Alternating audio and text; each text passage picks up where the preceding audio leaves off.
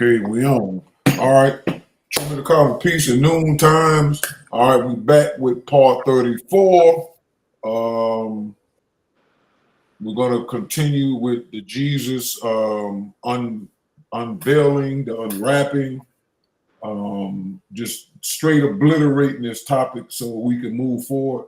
I always say this to the conscious community that had they really had the evidence of stuff, they could have retired this like a jersey from the NBA, but they not doing it because they don't know what's going on. That's why they keep going back over the same things, beating these dead horses. We don't have time for that. So we're here to deliver the information with the help of Sunrise Reason, the writings of African and even the bald head Nuwaupu is outshining the woolly head conscious community, so-called teachers. Because if they had known anything, they wouldn't be in this predicament. There's no way y'all taking 1,500 trips to Kemet in all this time when you add up everybody who done went, and y'all still don't know that Jesus really did exist. That don't make no sense. And I'm telling whoever done gave y'all money all them years that they need to get a refund. Y'all need to get y'all refund back. That's all I'm gonna say. All right, let's go. I'm just doing my thing. Go ahead, y'all.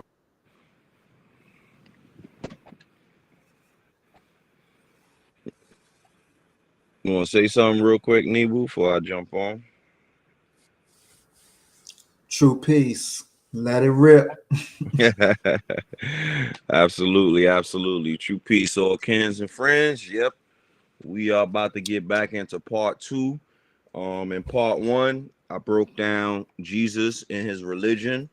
I hated to break it to the Christians that Jesus definitely was not a monotheist. He did not have one God. He did not speak about, just one God. Those passages in the Bible are lying to you about him only saying that his father is the one and only father. He actually followed 2 gods. You understand what I'm saying? But actually not even 2, multiple gods rather. And on top of that, I'm going to show you in this particular thing how he held 2 special gods dearly to him.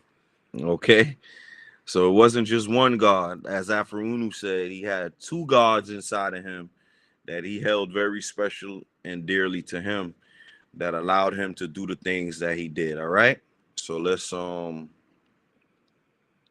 break it down. We also broke down the science of Nuwaupu and how our ancestors expressed that particular science, and it's existing all the way till today. Though the science did take a break, and it had to be rediscovered again, we have brought it back, and this is the beginning stages as far as it being taught in this particular format. Okay, all right, so here we go. So in the last episode, I broke down the Nuwaupu, and I showed how it was expressed. It wasn't in written form. It was more or less written in nature's form, which is the structures that were being built, the intricate structures that took time to build and took time to be so precise that it was aligned with the stars and all of these great things. Okay, so now let's get back to Jesus. So I asked ChatGPT about Jesus again, and then said, thank you for pulling me back. Yes, let's return to the original question about Jesus, race, and religion as Afro-Unu framed it. Afro-Unu answered, recap. Jesus was a hybrid, the son of a Roman military officer and Black Phoenician queen of Egypt, unmarried. This made him woolly head on his mother's side, which is a lie, because he was Phoenician. Okay, I didn't even catch this. I would have told ChatGPT, yeah, we not with this. Connected to the Egyptian Phoenician royal line. Religion. Jesus true religion was Egyptian pantheism. I proved that. Rooted in Nuwaupu. I proved this. The primordial science of woolly-haired people. He was trained in Egyptian mysteries, the pyramid school, like Moses, Thothmos. He became an incarnation of Ilion, the sun god, and Thoth, moon god, Hermes Trismegistus. Role, he was the last legal pharaoh of Egypt. So all the pharaohs running around today, y'all ain't the last legal pharaoh. The last legal pharaoh was Jesus, right? Though the letter J did not exist, we will get into his actual name, okay? Because we know that the Kings of Kings comment that was made earlier, that's one of his names that shows you that he was the Jesus of that time, okay? All right, last legal pharaoh of Egypt through his mother's line, Cleopatra's eldest son, Caesarion. As such, he was the heir to the throne, but the Romans and Jews blocked him since they controlled Egypt. Instead, he became an evangelist king, rallying Phoenicians across Africa and Asia to unite. He was mocked as Esau, king of the Hebrews. Hebrews equals Phoenicians. Most Phoenicians rejected him because his father was Roman. He was untimely crucified because the spirit forces within him, Ilion/Thoth, ordained his death to extend Caucasian rule for 2,000 years until the end of the moon cycle. Why this matters: by race, Jesus is framed not as a Jewish Galilean rabbi, mainstream view, but as a black Phoenician Egyptian royal with Roman paternity. He followed Egyptian pantheism, not Judaism or early Christianity, linking him to the primordial science of Nuwaupu. He was the last pharaoh of Egypt, making his crucifixion not just a religious event, but the political and end of Egyptian dynasties. Jesus was the last pharaoh of the Egyptian dynasties. Ain't that something? No scholar in African studies that I know has ever made that claim. Ever. We've had some great scholars, Dr. Ben, and Dr. Ben is a Hebrew at that, you know. He followed that Hebrew religion heavy, you know. We got Dr. Clark, you know. You could name any one of them. They never said that Jesus was an Egyptian pharaoh. Okay. Summary: according to Afro-Unu, Jesus' race was hybrid. All right, we reading that over and over now. All right, so we're gonna get to this now. And I said Caesarion was a product of an unwed mother, Cleopatra. According to some texts written by Jewish scholars and publications, he was born through adultery. Can we pull up those sources? Let's unpack your request with precision and clarity, blending what historical sources say with how they might be interpreted through the lens of Afro-Unu's framework. Claiming Caesarion's birth was illegitimate or the result of adultery. Lucan's Pharsalia, 1st century AD, a Roman epic by Lucan, criticizes Julius Caesar's affair with Cleopatra as scandalous and adulterous, damaging Caesar's reputation. It describes Cleopatra as obscene, though it doesn't explicitly call Caesarion illegitimate. Instead, it paints the affair in a negative moral light. Pamphlets of Caesar's supporters. After Caesar's death, his ally Gaius Oppius reportedly circulated writings arguing Caesarion was not Caesar's biological son, likely a move of propaganda by Octavian's camp to undercut Caesarion's legitimacy. Jewish Talmudic traditions regarding Jesus, not Caesarion. Some Talmudic accounts and the philosophical opponent Celsus represent Jesus as born of adultery, calling him a son of what? Panthera, or the son of Pandera, implying his mother was unwed or adulterous. These passages do not pertain to Caesarion, but show a precedent in ancient texts for questioning lineage via adultery. Summary table. Context and Afro-Unus perspectives. From mainstream historical standpoint, allegations of Caesarion's illegitimacy are likely political and slander crafted by Caesar's rivals, particularly Octavian, to erode his claim to power. We're going to see that this is actually not a slander or anything like this. It's actual facts. In Afro-Unus framework, these claims could be recognized as part of the power struggles, not an accurate reflection of lineage. Cleopatra and Caesarion's role as Egyptian royalty persisted regardless of Roman politics. But we see this in Roman politics as today in American politics. Look at the nasty things that go on in American politics. They ain't no different than what's going on back then that's happening now. Would you like to explore Egyptian temple inscriptions or coins that depict Caesarion as co-ruler, bypassing Roman discourse entirely, so you can anchor Afro-Unus perspective directly to Egyptian tradition? I said it is accurate depiction of what took place because Caesarion's real father is Mark Antony. He says, yes, let's get into that. The mainstream narrative. Most Greco-Roman and modern historians accept Caesarion's father as Julius Caesar, hence the name Ptolemy 15 Caesar, nicknamed Caesarion.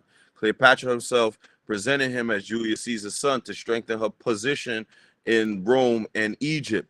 This is the only reason why she named that child Caesar, because she needed to strengthen her position in Rome and Egypt. But we're going to see why Caesarion is actually not Julius Caesar's son. Roman propaganda, especially Octavian, Lady Augustus, denied this because acknowledging Caesarion as Caesar's heir would have blocked Octavian's own claim. The alternative claim, Caesarion, a son of Mark Antony. Some accounts and later interpretations, especially hostile Roman and Jewish sources, suggest Caesarion's paternity was uncertain. Cleopatra was politically aligned with Julius Caesar. You see this? Politically aligned. Then with Mark Antony after Caesar's assassination. This opened the door for writers to accuse her of adultery, claiming Caesarion was not Caesar's son at all. We're going to get to a smoking gun in a second.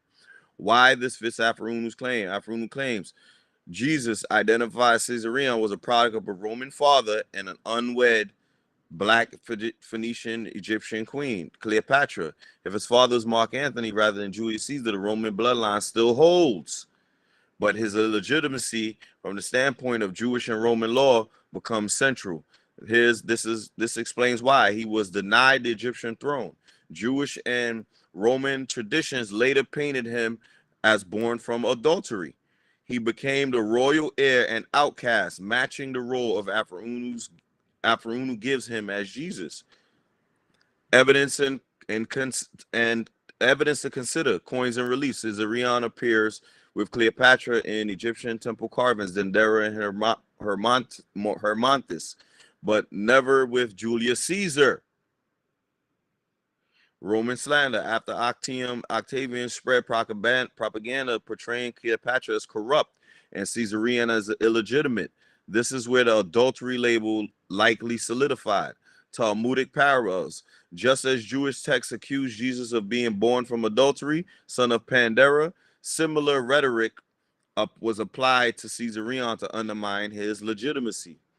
Officially, Caesarion equals the son of Cleopatra and Julius Caesar. Politically, Roman and Jewish sources accuse Cleopatra of adultery, some hinting Mark Antony was the father. Afro-Unus confirms this. Caesarion was indeed a product of an unwed mother and a Roman father, Mark Antony, making him illegitimate in Jewish Roman eyes, yet the rightful last pharaoh of Egypt by his mother's bloodline. All right, hold on. It is said that Julius Caesar did not accept Caesarion as his son. Why is that? Excellent question. Let's unpack this. Historical sources. This is the smoking gun. Julius Caesar relationship to Caesarion. Cleopatra insisted Caesarion was Julius Caesar's child.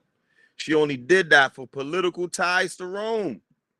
She even brought the boy to Rome in 46 BCE during Caesar's triumph, presenting him publicly. But Caesar never formally acknowledged Caesar as his son. You see that?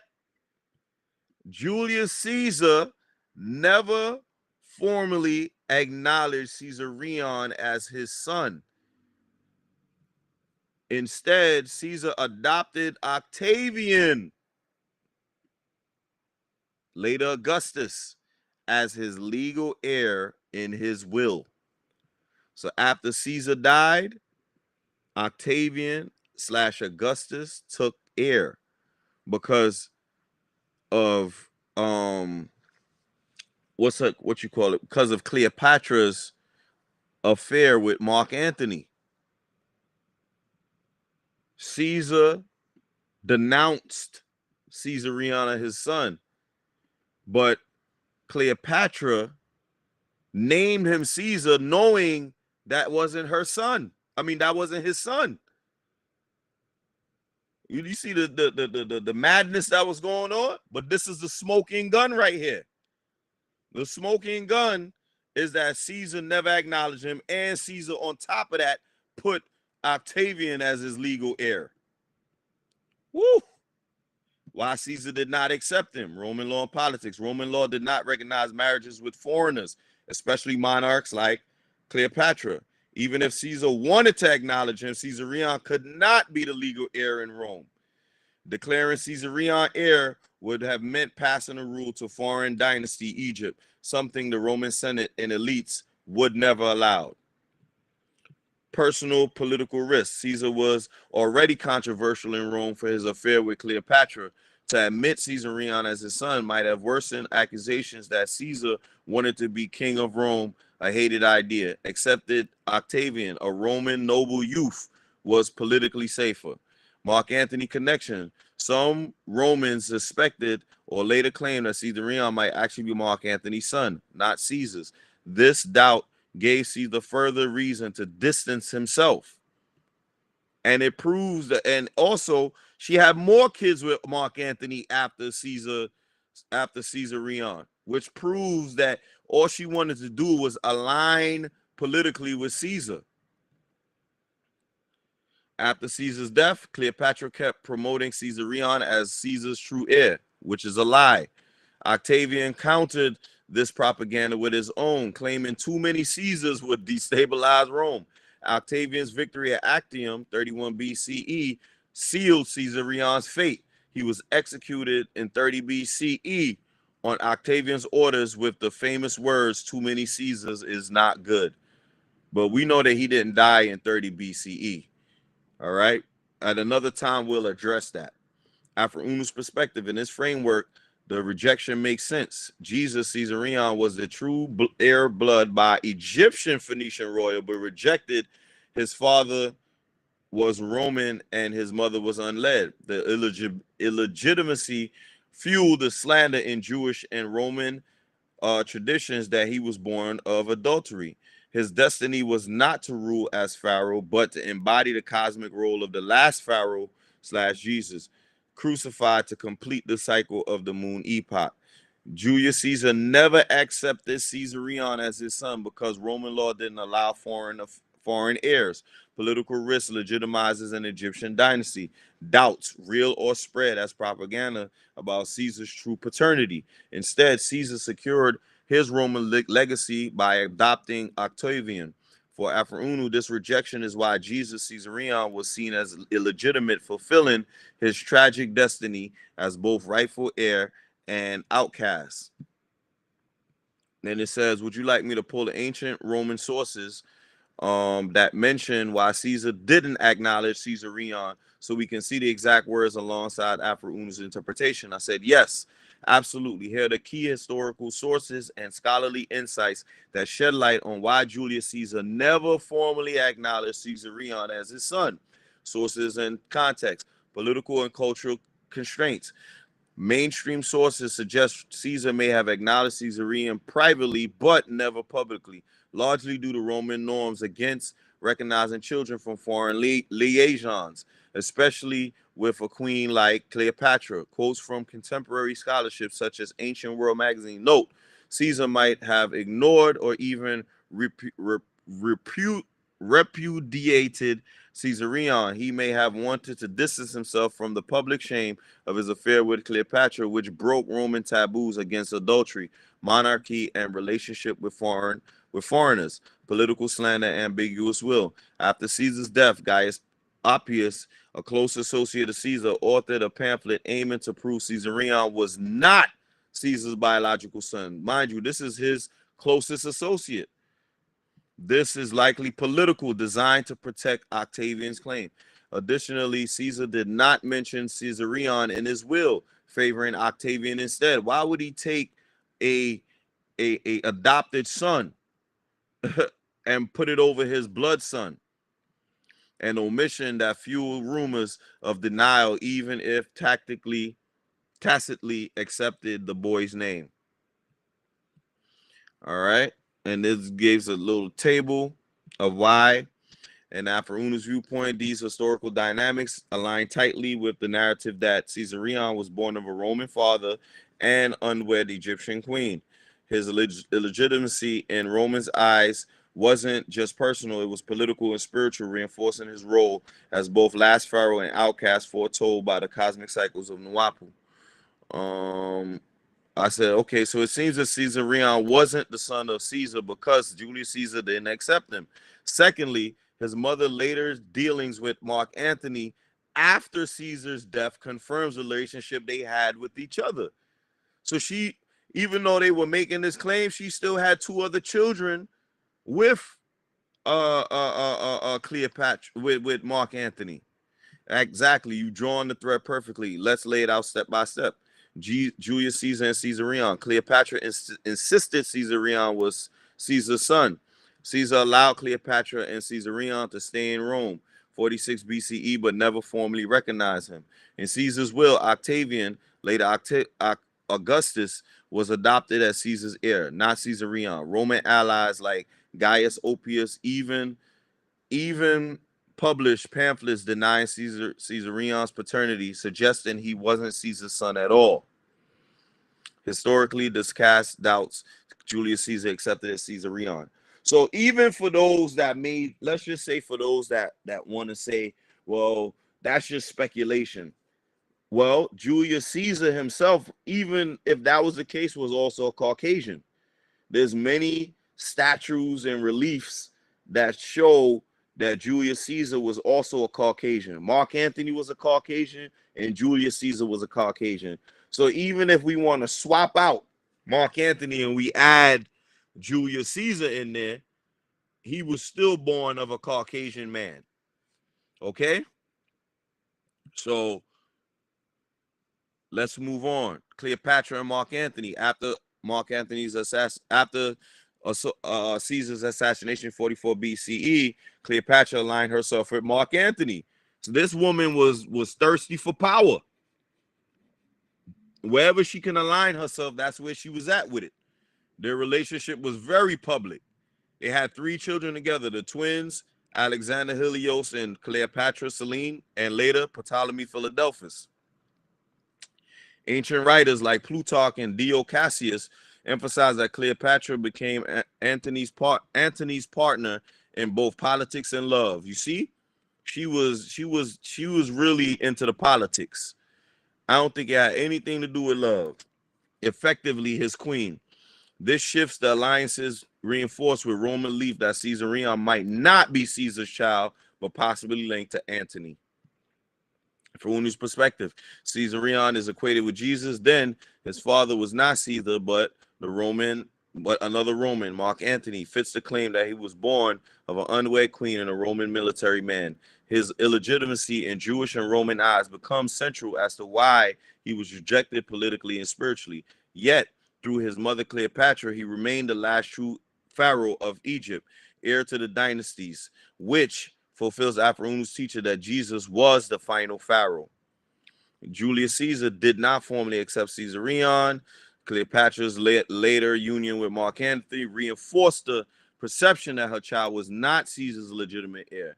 In Afro-Unu's framework, Caesarion / Jesus was the son of a Roman father and an unwed Egyptian queen, making them both royal by bloodline and rejected as illegitimate, an exactly dual that defines his destiny. Okay. Then it says, would you like me to pull Plutarch's account of Cleopatra and Antony's relationship, where he describes a union, so we can connect it, how Caesarion's legitimacy was doubted? Yes, absolutely. Let's dive into Plutarch's account of the life of Antony to clarify precisely how he portrays the relationship between Cleopatra and Antony. Caesarion was believed to be the son of former Caesar, by whom Cleopatra was left pregnant. The phrase makes two key points: uncertainty, paternity. It frames Caesarion's link to Julius Caesar as a matter of belief, not fact, suggesting ambiguity, lack of formal recognition. It notes Cleopatra was left pregnant by implying Caesar's absence at the time, mirroring the idea that Caesar was never formally acknowledged a child. Plutarch on Cleopatra and Antony. Plutarch also vividly describes Cleopatra's alliance with Antony.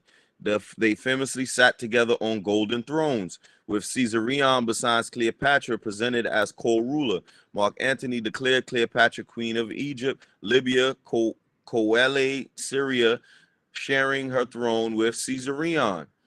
This was a powerful political dynastic statement, emphasizing Caesarion's role through his mother's authority rather than any blood tie to Caesar. All right. So we got Caesar's paternity, believed to be the son of former Caesar.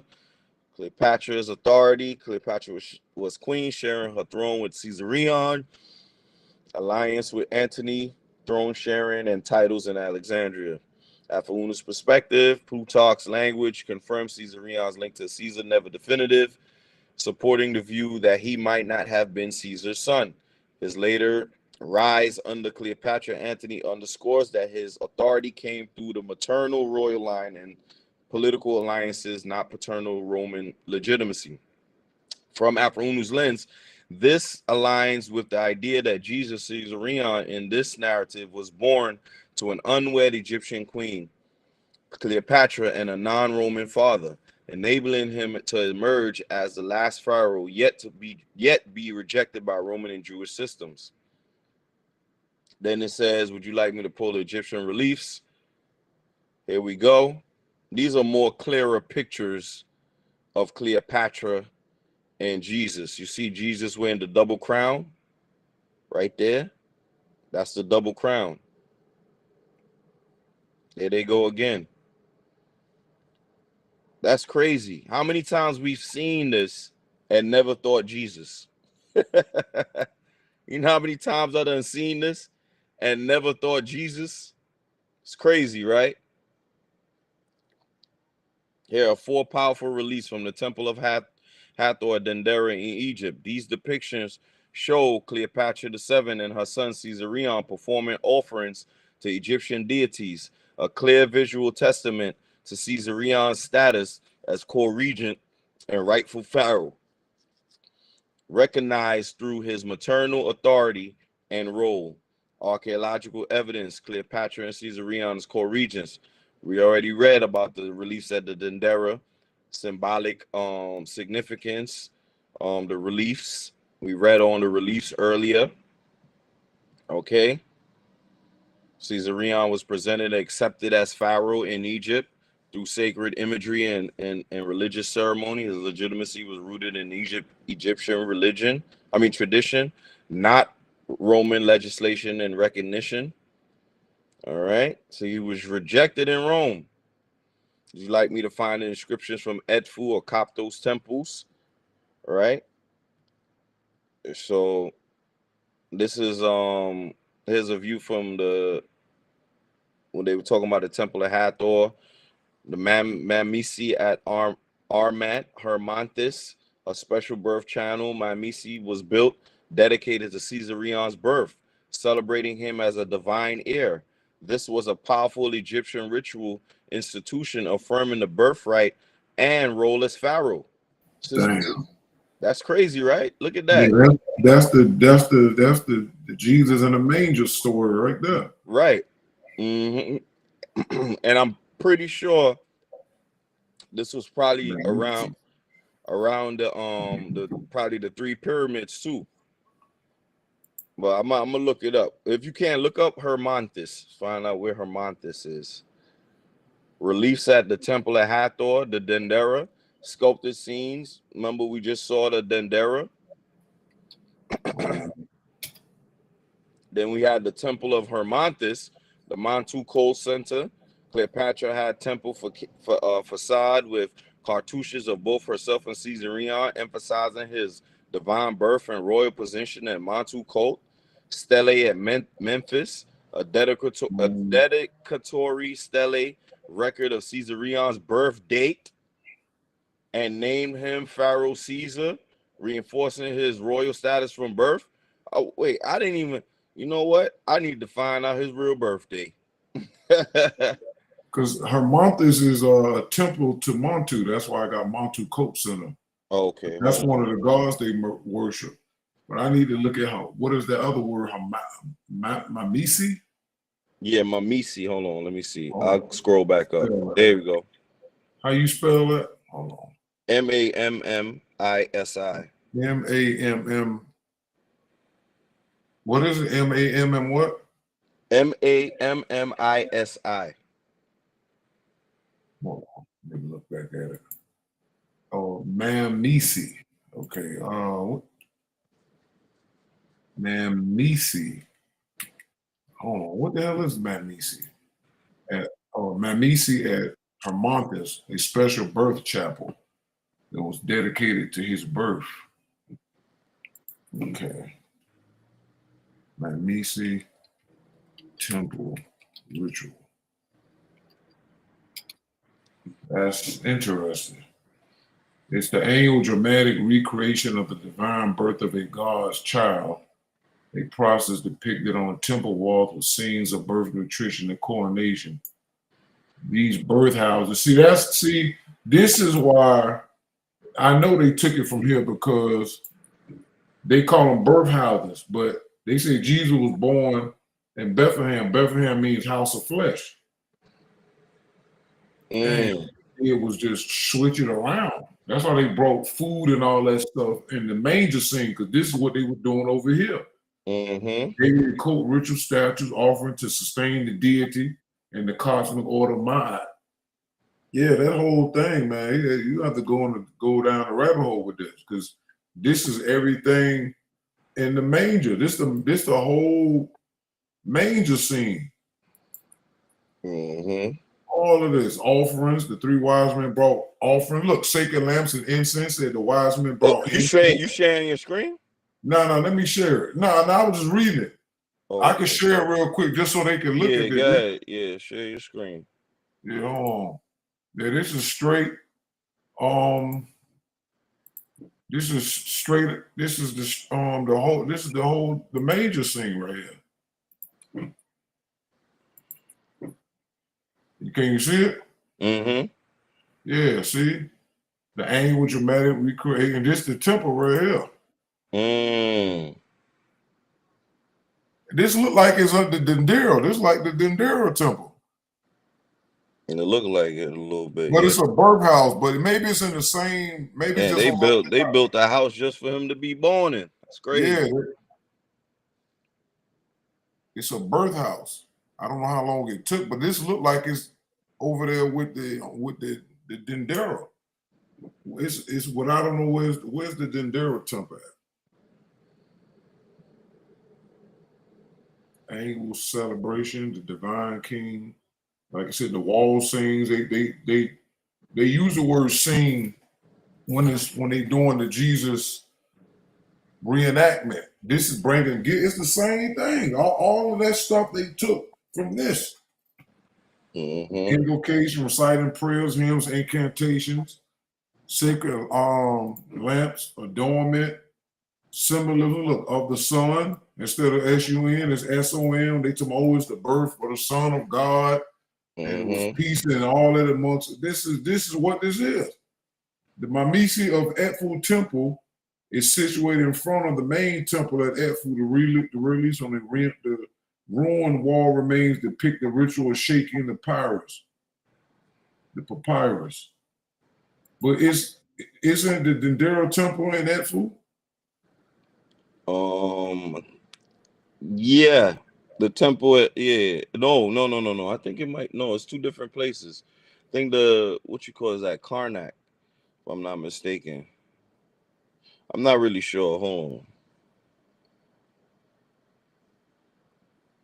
Yeah, this stuff is, but this is how the forces work. They've been going at they've been in Kemet 1,000 times and still dumb, and always screaming and yelling about the ancestors. The ancestors ain't told you nothing. Like how y'all just loud like a bunch of empty barrels going down the hill, hollering Amun-Ra till they voice by gone, and y'all didn't see this. You made a fool of yourselves on the internet and bashing Christians in the head, and y'all was wrong the whole time. But you've been studying the Metanetta for 30 years. And this is all of them. Mm-hmm. This is all of them. You got people who done wrote volumes on the Metanetta. Dumb. Mm-hmm. People got the All-Set Society, which is a couple of so-called initiates that's following that guy that wrote those volumes of books. And they still didn't know nothing. They still kept overlooking it, talking about some horrors. Get out of here. Mm-hmm. They have missed it, but I'm gonna let you go ahead on, man. Let me go ahead. Yeah, that was. What you talking about Tony Browder? No. The man that did the All-Set Society, he been around since the 70s. The All-Set, I'm gonna tell you what his name is, the All-Set Society. Oh, I know who you're talking about. Because he got a joint up in New York. The All-Set Society, and the founder is he found by Ra-Un-Nefer Amen. Yeah, Ra-Un-Nefer. Yeah, founded in 1970. Oh, yeah, I know you're talking about. Yeah, they all these people. He came up with all these people. Go ahead. I'm books. sorry. What you say? No, I was just saying he came out with those series of book of the. That's what I'm talking about. And all of them didn't know nothing. They didn't know nothing. They still didn't know. That's what I was saying. The people who claim they divine, all of them is wrong. Farrakhan, wrong. All these different teachers talking about Jesus, Elijah Muhammad, wrong. Even Noble Ali, wrong. Talking about Isa was a Muslim. That's a lie. The Anouk just proved he was a pantheist. He worshipped Amun-Ra. What y'all talking about? That means Islam is a lie. Talking about he was a prophet. No, he wasn't. He was a pharaoh. Mm-hmm. It's so much evidence there too. He got a birthing house. It's almost overkill that he's a pharaoh. It's without a doubt that this man was a pharaoh, and I'm about to even overkill it even more. This ain't even a half. This ain't even a half. I think you got to press something for me to share the screen. All right, try it again, because I was looking somewhere else. Let me one more again. All right, we 39 minutes in. All right, so you just did the temple of Hermonthis, then we did the stele at Memphis, which is the dedicatory stele of Caesarion's birth date. By the way, he was born June 23rd. That was his birthday, June 23rd. So for anybody that wants Jesus' birthday, it's June 23rd. He was born around the summer solstice. Okay. Stele from Coptos. So his birthday was not December 25th. Okay. Facts. It was June 23rd. We got his exact birthday. Look at it. The Christendom, the bottom falling out. I can hear the Pope crying and screaming now. No! And did all these lying. All of this lying. Yep. And it's crazy because We're not supposed to do that. They went the complete opposite of summer solstice to winter solstice. The man was born around the summer solstice. They were like, nah, we need to put it at the winter solstice. That's why they had to erase this man's history, because had we been celebrating Christmas around the summer solstice, oh man, we done woke up a long time ago, you know. But yeah, it's falling apart. You're gonna see it's gonna fall apart even more just now. So he got a whole place built for him. All right. Stella from Coptos, British Museum, EA 1325, and incised Stella shows a pharaoh unnamed but implied to be Caesarion making offerings to gods like Min, Isis, Geb, and Sobek during Roman period, demonstrating continued ritual activity. All right, so they gave a nice little summary. Hermonthis, Mamisi celebrates the birth of Caesarion as divine heir. Dendera, wall reliefs depict Cleopatra and Caesarion making offerings together. Hermonthis temple, the facade inscriptions, cartouches of both rulers highlight divine birth and legitimacy. Memphis stele, dedicatory inscription, names and dates Caesarion's birth as pharaoh, June 23rd. Copto stela, offering scene, pharaoh, implied Caesarion, worship gods, ritual authority. How this supports Afarunu's framework. Egyptian legitimacy. Regardless of Roman refusal, these inscriptions and rituals affirm Caesarion's status as rightful pharaoh through maternal and religious tradition. Dual identity. The imagery supports the view that Jesus, equated here with Caesarion, is the hybrid son of Egyptian queen and a Roman father, legitimate in spiritual law, but denied by Roman political law. Last pharaoh, his presence in temple iconography fulfills the role of last pharaoh, central in Afarunu's teaching. Look at that. Afaunu was the only one at that in 1967. Oh my god, that means he was actually reading and interpreting the Bible. He was reading the Jewish scriptures. That man was reading everything. This is crazy. It says, would you like me to identify specific cartouches and panels within the Dendera temple where Caesarion is named directly, so you have precise archaeological references to build from? Absolutely. Got you. Here are the best attested spots at the Dendera temple at Hathor where Caesarion is shown, name, and exactly where to look and what the cartouches say. South exterior wall, western corner, outside. Large sunken relief scene with Cleopatra, followed by her co-regent, Ptolemy XV, Caesarion, in full pharaonic style. Not part pharaonic style, full pharaonic style. Each with cartouches. This panel is specifically noted by the University of the Memphis Site Guide. Rear back exterior wall with the temple, with the main temple. The famous Cleopatra and Caesarion reliefs are also described on the Dendera complex overview. There on the outer rear wall of the Hathor temple.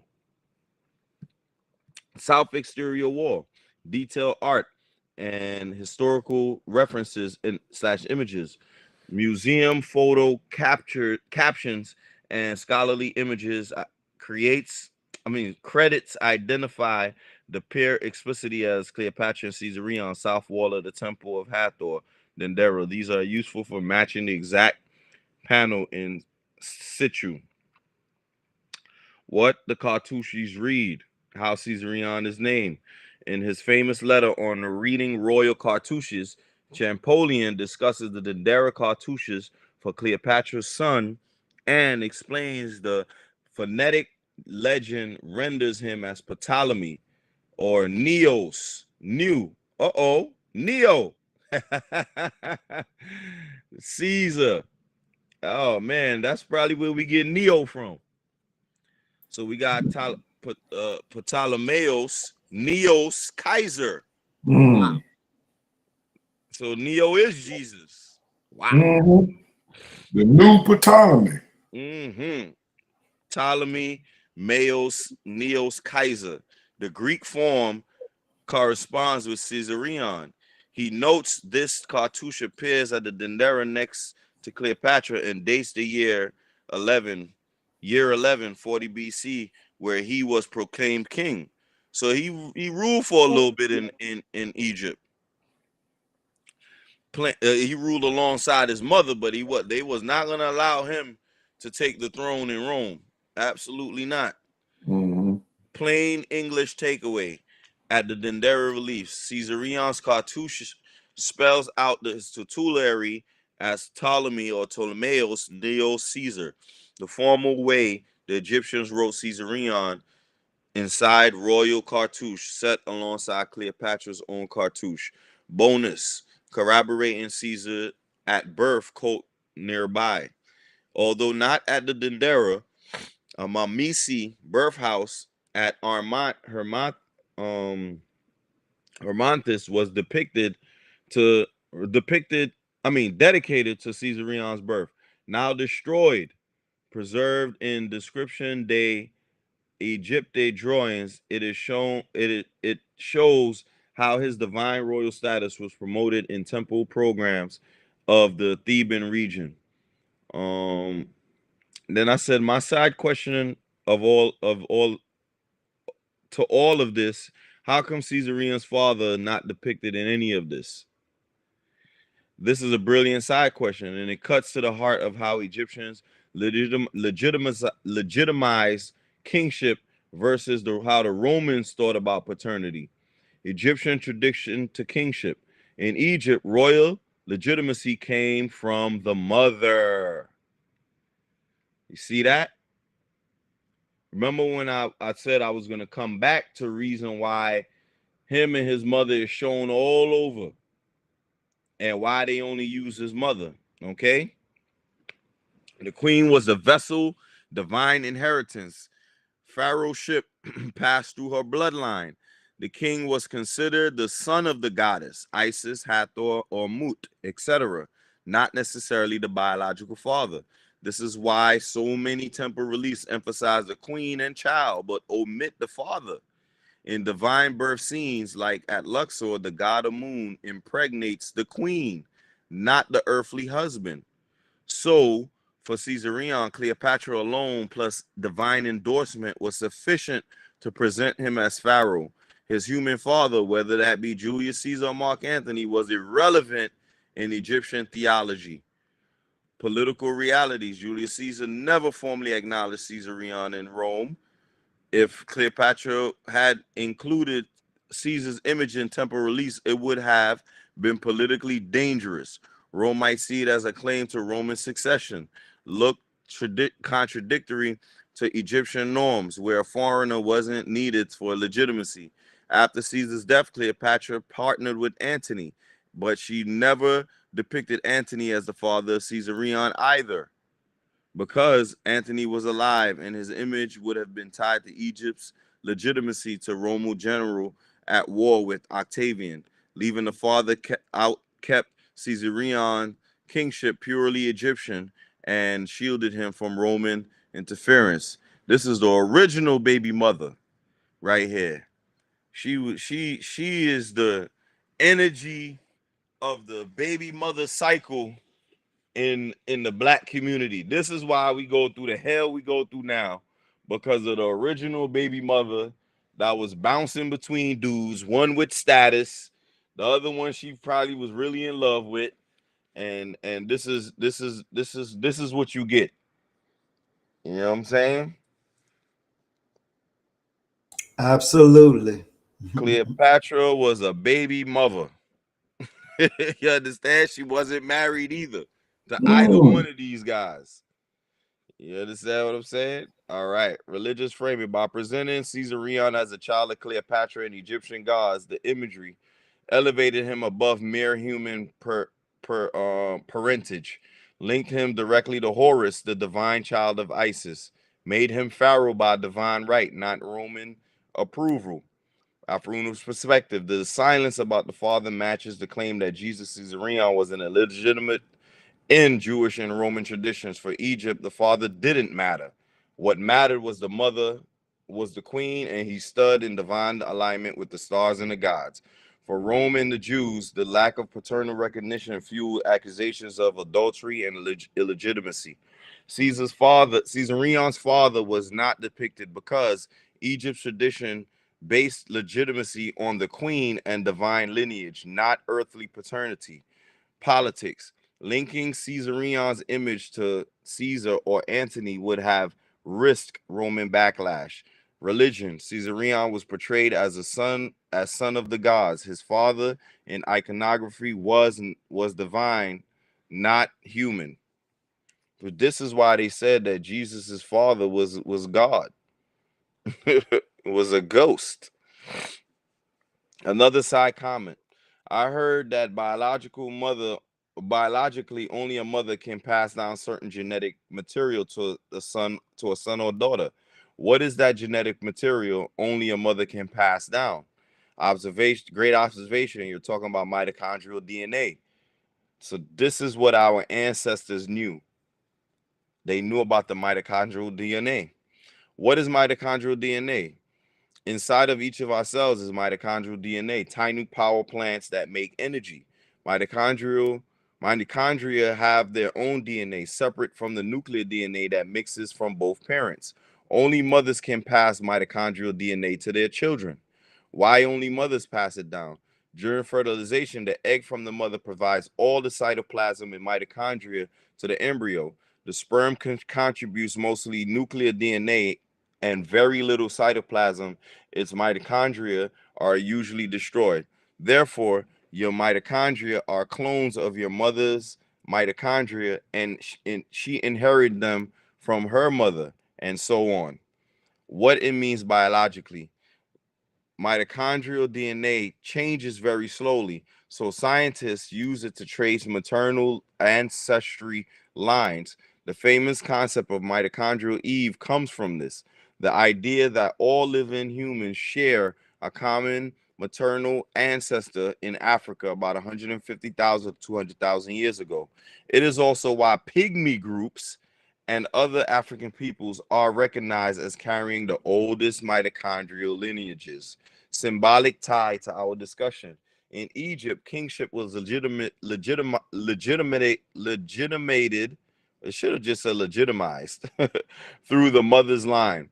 In biology, maternal inheritance of mitochondrial DNA makes the mother the true carrier of identity at the genetic level. So when temples show Cleopatra and Caesarion without a father, they're not making a political statement, not just making a political statement, they're reflecting the biological truth. The most unbroken line of inheritance is always maternal. The answer in one line, the genetic material only a mother can pass down is mitochondrial DNA inherited by both sons and daughters through the maternal line. I said thank you for the insight, but let's get back to the discussion at hand. So, once again, establish paternity doubt, right? Which is her relationship with Mark Antony.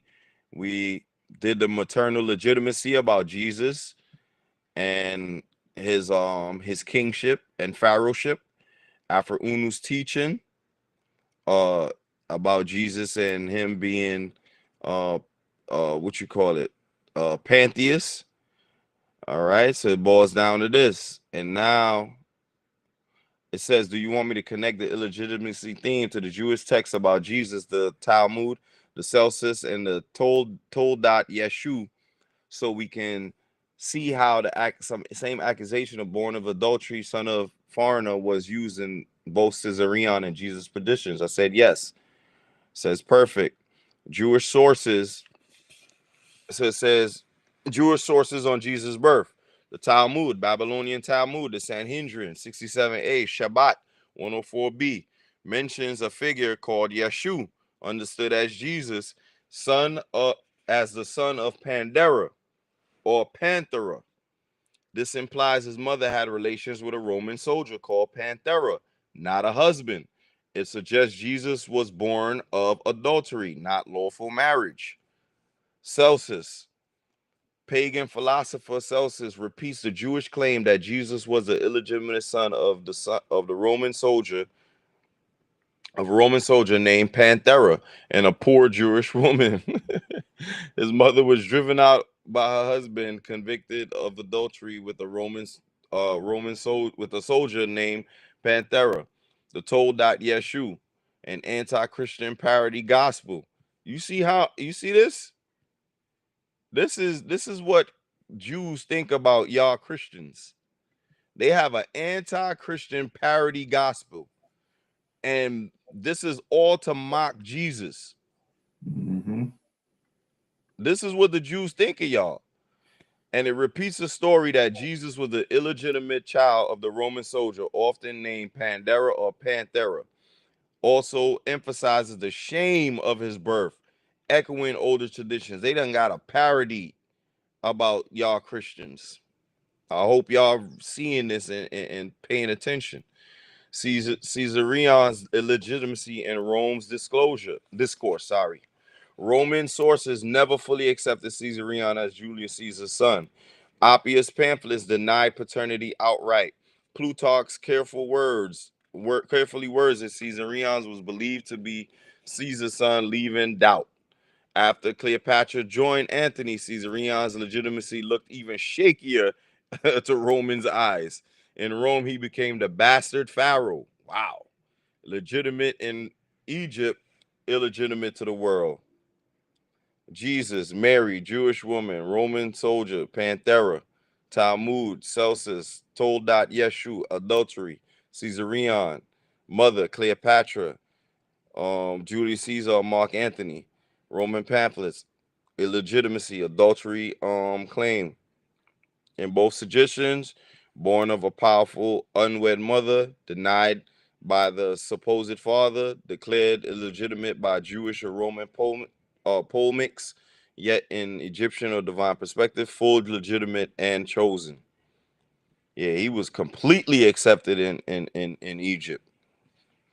Afronu's teaching, we spoke on that already. Then it says, would you like me to line up the names Panthera and Pandera with the Egyptian Panthera, the Sphinx cat association that Afro highlights, showing how even the insult preserves a hidden Egyptian truth. Crazy, right? So I said, yes, now we can decode the name Panthera, Pandera in Jewish polemics actually carries an Egyptian echo that fits Afro's teaching. The Jewish polemic name, Panthera or Pandera, Talmud calls Jesus ben Pandera, son of Pandera. Celsus says his father was a Roman soldier named Panthera.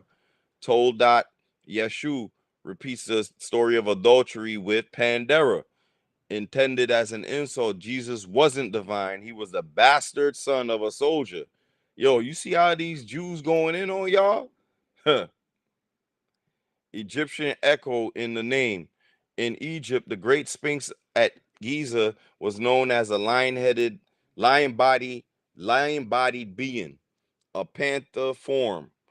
The word Panthera can be linked to panther, all beast, resonating the Sphinx as the fusion of man and lion. In Afronu's teaching, Caesarion, Jesus is called Esau Panthera. Esau being Jesus, Phoenician or Hebrew connection, and Panthera, the Sphinx, the hidden symbol of wisdom and pharaonic kingship.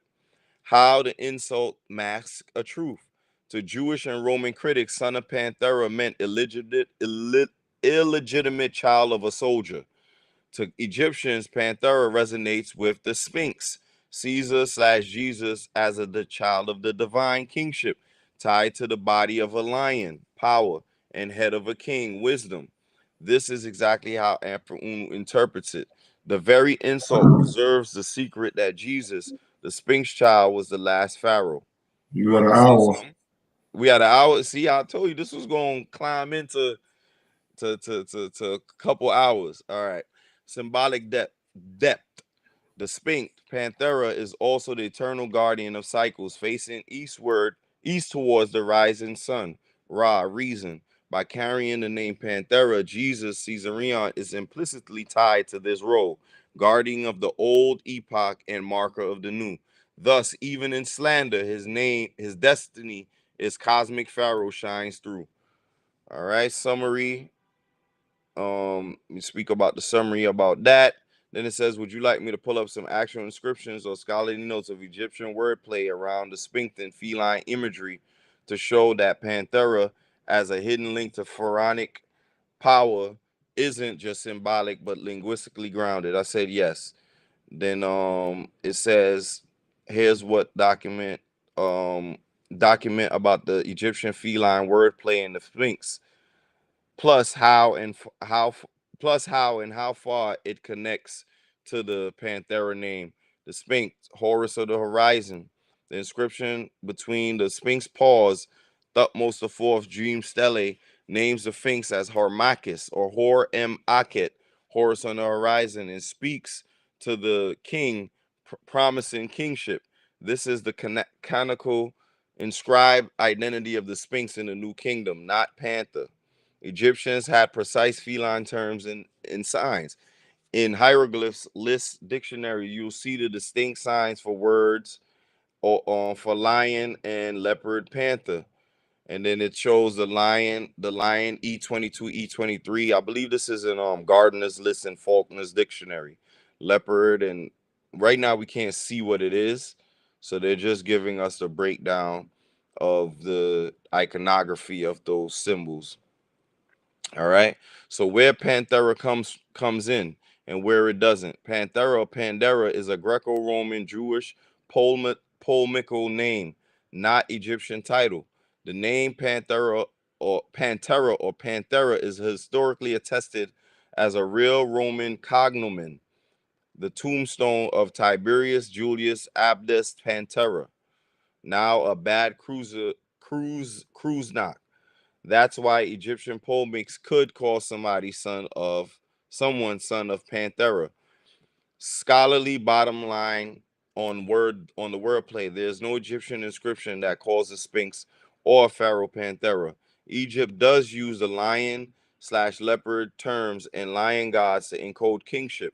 The Sphinx own stele anchors its identity as a solar leonine royal guardian. So the esoteric reading that Panthera, leopard, panther resonates with the Sphinx lion kingship complex is symbolically coherent, but it is not a claim supported by explicit Egyptian wording. The Panthera tag lives in Greco-Roman Jewish texts and names, not in hieroglyph titles. All right, quick receipts. Harmachis, I am thy father. Hor em Akhet, Kepri Ra Atum, I will give thee thy kingdom. Translation, excerpt from the Dream Stele, text between the Sphinx paws. Lion signs again, Sekhmet statues, Amenhotep III, lioness, solar, royal power. Panthera, genuine Roman name, tombstone. And it says, okay, then I said now, not so they asked about something else what they wanted to do. They want to do something else about visual proof. I said, nah, not right now. Let's get into where Jesus Caesarion went to school as a child and where he learned his magical knowledge of Egyptian mysteries. This is a beautiful one right here. Perfect. Let's go into Jesus's Caesarion's education in the Egyptian mysteries. The school of pharaohs are called the what? The house of life. In Egypt, royal children were educated in Per Ankh, house of life, temple schools where scribes, priests, and initiates were trained. And right, so these are only the royal children, meaning the pharaohs, those that about to become pharaohs. They are literally taught in what they would call the Per Ankh. These were attached to major temples: Heliopolis, Thebes, and Memphis. Curriculum included sacred texts, pyramid texts, coffin texts, Book of the Dead, medicine, astronomy, mathematics, geometry, magic, Heka, the art of aligning with divine forces. Caesarion, as heir to Cleopatra, would have been schooled in one of these centers. So Jesus knew the hieroglyphs. Look at that. Oh man, I feel bad. I done bashed Jesus my whole life. The Pyramid School, Initiation Mysteries. Afro-Unu teaches that Jesus, Caesarion, attended the Egyptian Mystery School of the Pyramid. This was not just education, but initiation, entering chambers in the Great Pyramid. Look at that. The Great Pyramid was also a school. Ritual death and resurrection experiences, lying in sarcophagus, contact with divine forces, Elion, Thoth, Hermes. Graduates were called what? Neophytes, as we read earlier, then became illuminated once possessed by divine spirit. This matches the description. Jesus became an incarnation of the sun and the moon. Magical knowledge. In Kemet, magic wasn't trickery, it was Heka, the creative power of divine speech and action. That's what magic was. The creative power of divine speech and action. Training includes sacred words of power, Hekau, knowledge of the stars, and astral magic, herbal medicine and healing rituals, mathematics and harmony, geometry and sacred ratios. Jesus Caesarion, miracles, healing, commanding nature, reflecting the same skill set taught in these temples. Look at that. Look at where Jesus is getting his miracles from. Where specifically did he study? Based on the sources and tradition, Heliopolis, Iunu, city of the sun, Egypt's oldest center of priestly learning connected to Ra-Atum, Memphis, capital of wisdom tradition of Ptah, god of craftsmen, creator by word, Thebes or Thebes, Luxor, Karnak, major site of Amun's priesthood tied to initiation rituals, the Great Pyramid, Giza, highest initiation chamber, reserved for heirs and chosen initiates. Afro-Unu's perspective, Caesarion was trained like Moses, Thothmos the first, before him, entering the mysteries of the pyramid. His magical powers came from illumination, when spirit forces of Ilion and Thoth entered him during initiation. This transformed him from Pharaoh in training to incarnation of divine intelligence. Summary. Jesus' Caesarion schooling combined early education in the House of Light Temple schools, scribal, scientific, and priestly knowledge, advanced initiation in the pyramid mysteries, where he underwent death, rebirth, rites, and received spirit possession. His mastery of Heka, Egyptian magic, and science explains the miracles later attributed to him. This means that Jesus had powers. Yes, and also speak on the schools of royals, children of royals, and royal children go to in Kemet.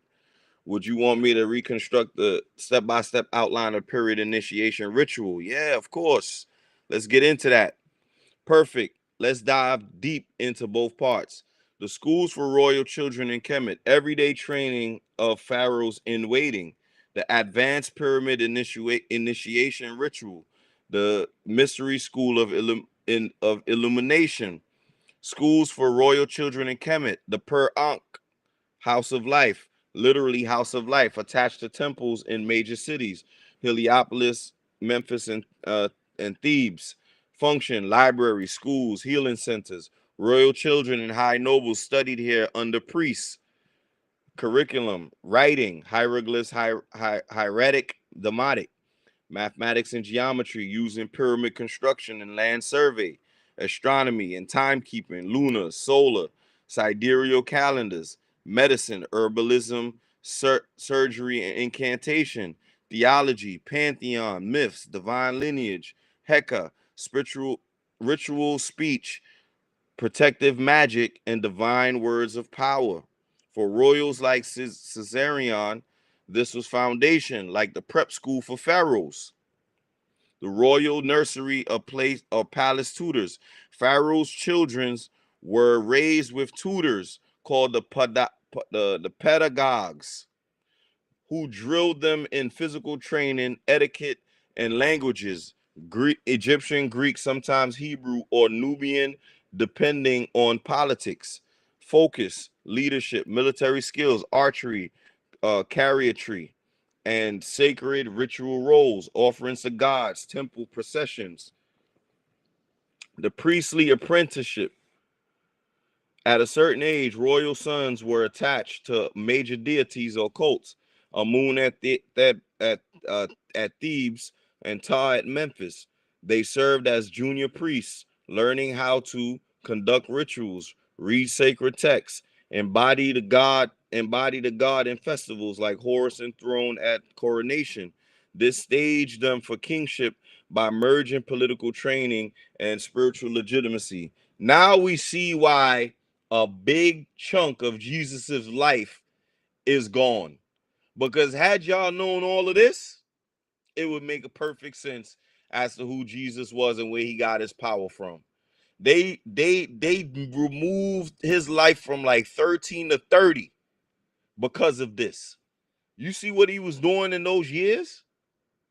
My goodness. The pyramid initiation ritual. This is where ordinary education ended and mysteries began. Afro-Unu identifies this as the school Jesus entered. Stage 1, neophyte entry. Candidate entered the Great Pyramid or symbolic pyramid chambers in temples. Require purification. Fasting. What did Jesus do? Had to fast.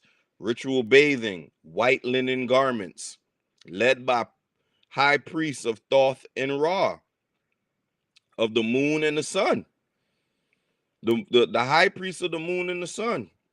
Stage 2, journey through darkness, descended through underground chambers, symbolizing the underworld, the duat. Face symbolic trials, snakes, darkness, isolation, silence, designed to conquer fear of death. Stage 3, death and rebirth chamber, placed in the king's chamber, sarcophagus or ritual coffin, lay in still darkness for 3 days, a motif mirrored later in Christian tradition. During this time, chanting, vibration, and Heka words surrounded him. Spirit forces, Ilion, the sun, and Thoth, the moon, were invoked.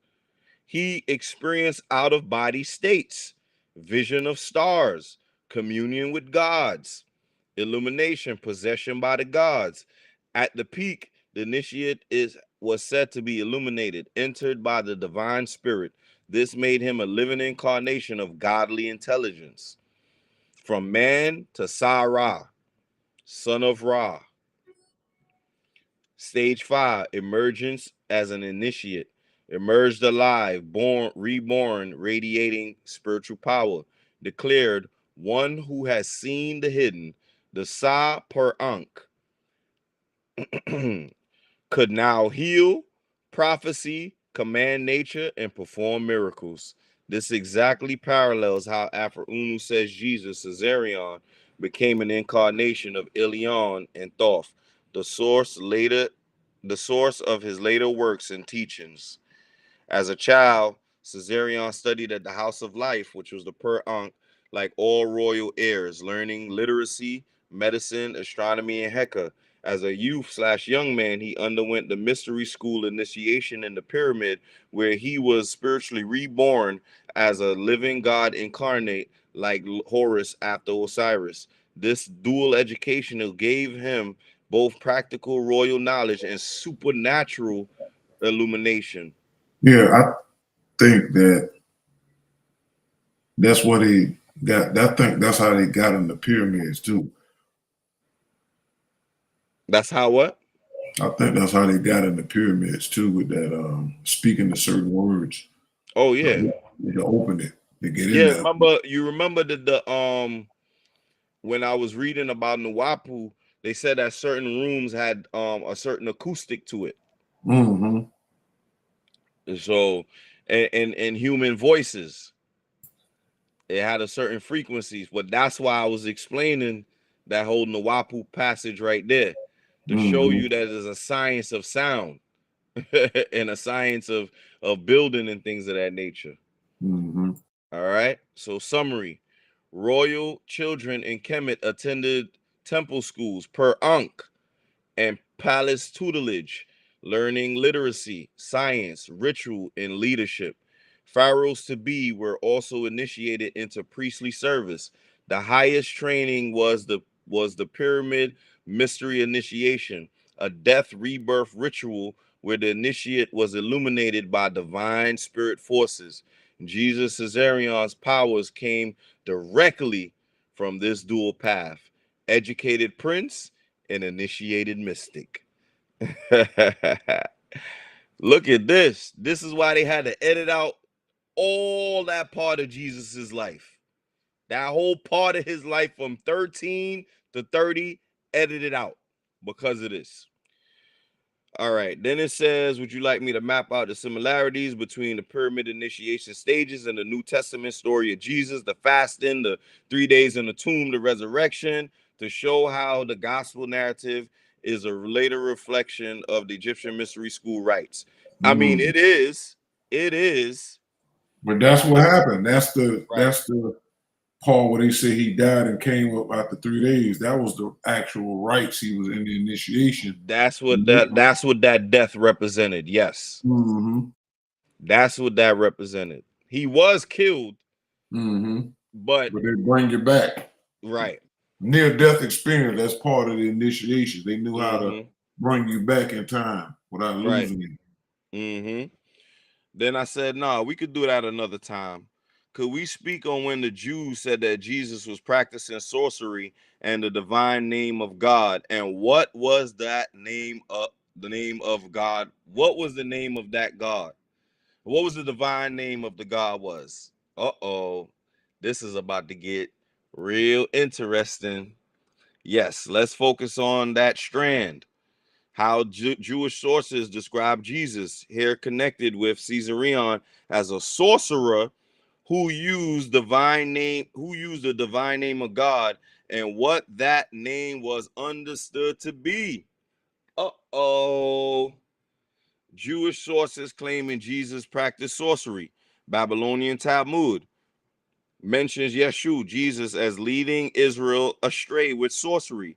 On the eve of Passover, they hang Yeshua because he practiced sorcery and enticed Israel to idolatry. The Talmud often associates him with sorcery or kishuf rather than prophecy. These people hated Jesus. When I said hated, they hated him. How could they even call themselves the brothers of Judaism and Jewish religion? I can't see it. Told that Yeshu expand his idea, saying Jesus learned the divine name of God in the temple and used it for miraculous powers. Uh-oh. Some versions say he wrote the name on parchment, cut his skin, and hid it under his skin so he could carry it out of the temple without detection. This shows that Jewish polemics did not deny his powers. They just redefined them as illicit magic, not divine miracles. So this proves that Jesus absolutely did have powers, but they were magical powers. And they weren't supernatural, like flying all over the place or walking on water, but he had the ability to heal. He had the ability to do things that were miraculous and looked at as magic. Okay. Divine name of God. Dun, dun, dun.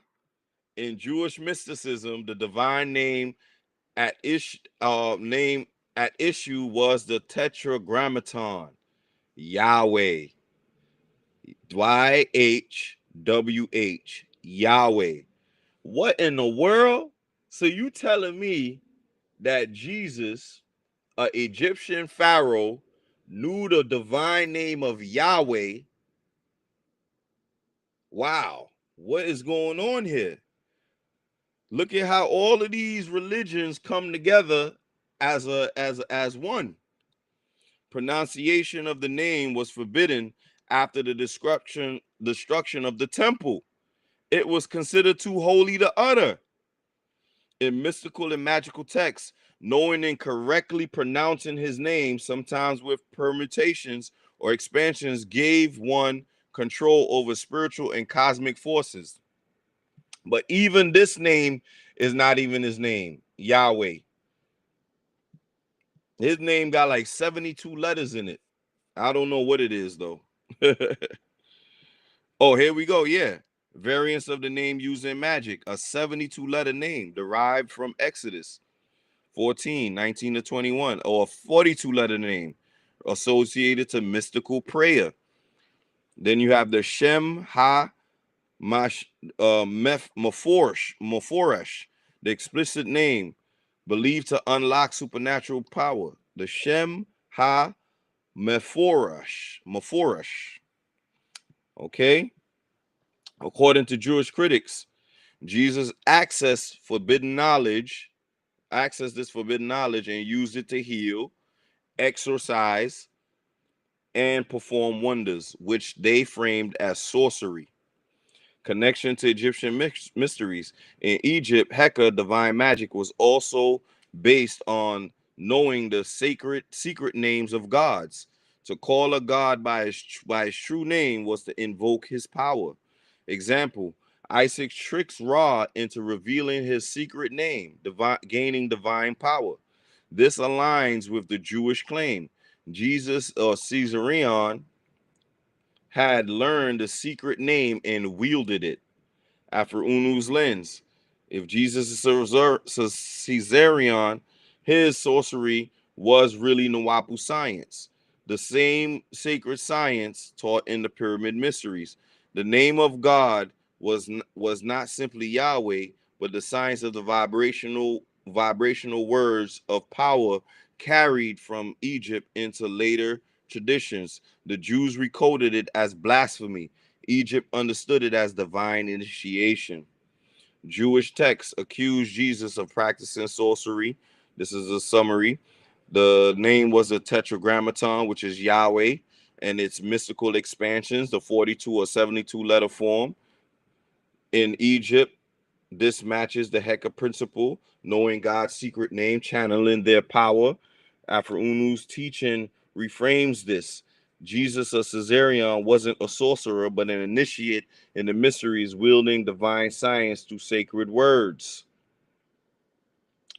Then I said, we spoke in another conversation that after Unu lays claim that Jesus Caesarion was possessed by the sun and moon gods. We had a prior conversation where we explained that Yahweh are both good and bad gods combined.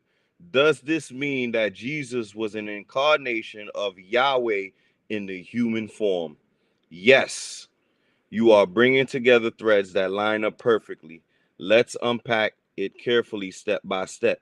After claims that Jesus Caesarion, he became illuminated in the pyramid mysteries. In that initiation, he was possessed by spirit forces, Elion and Thoth, Yah and Weh. This possession made him an incarnation of divine cosmic forces, a living God in human form.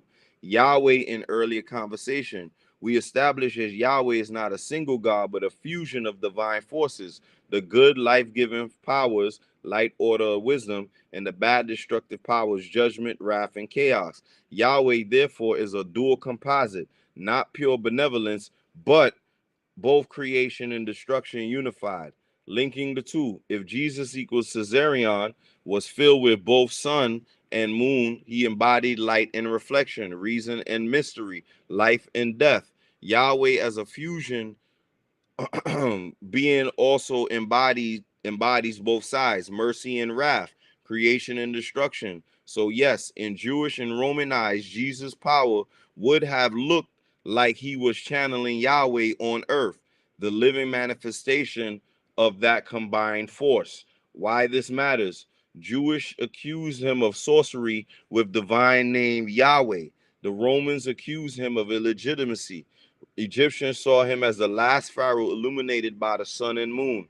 Afro-Unu's perspective unites these. Jesus Caesarion was an incarnation of Yahweh, but not the Jewish interpretation of Yahweh as an eternal Lord, rather the cosmic duality of sun and moon and forces embodied in one man. The paradox.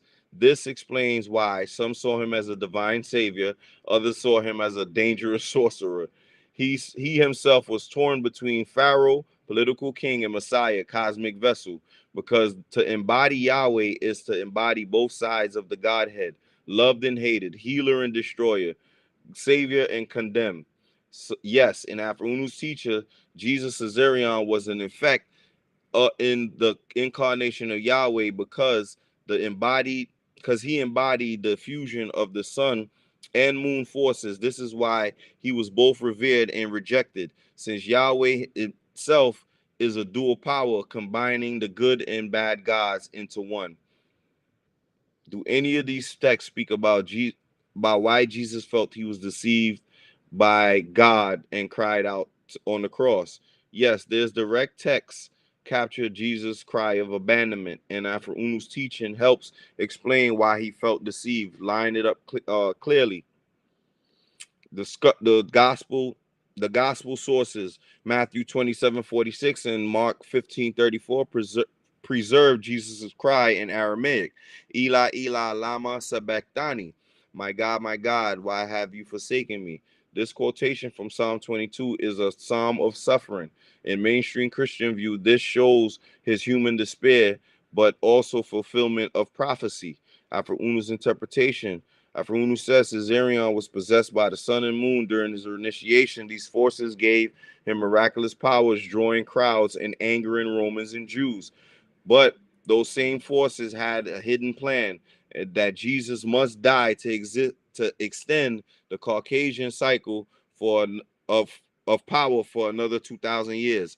At crucifixion, those forces withdrew from him, leaving him powerless. His cry is not staged prophecy, but raw voice of betrayal. He believed Eli would protect him. Instead, he discovered at the moment of death that the divine spirits had abandoned him to his fate. Jewish polemics on the same theme. In the Toldot Yeshu, Jesus is portrayed as using the divine name to perform wonders, but eventually losing that power, which led to his capture and execution. The Talmud, the Sanhedrin 43a, says he was executed because he practiced sorcery and led Israel astray. These traditions implicitly suggest his power was cut off, just as the Gospels say he felt abandoned. Why this matters, Afro-Unu's framework. Jesus wasn't crucified because of a divine plan for salvation, as later Christians taught.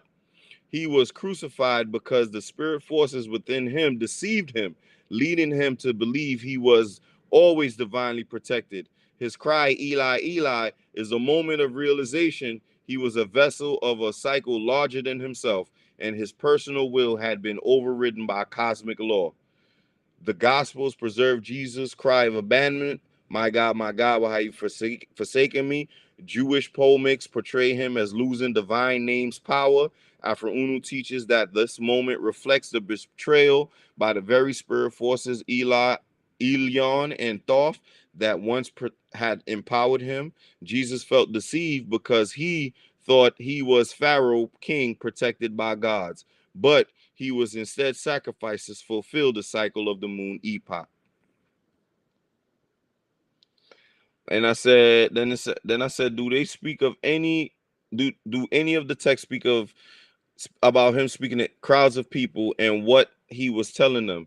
Yes, there are several layers of sources that describe Jesus Caesarion speaking to crowds, and they differ depending on whether we look at Gospels, Jewish polemics, or through Afro-Unu's teaching, right? So, you know, this says the Gospels, and then, all right, so the best ones to read is the Jewish text, all right? So the Talmud and related writings portray him differently. They admitted he gathered crowds, but say he led astray.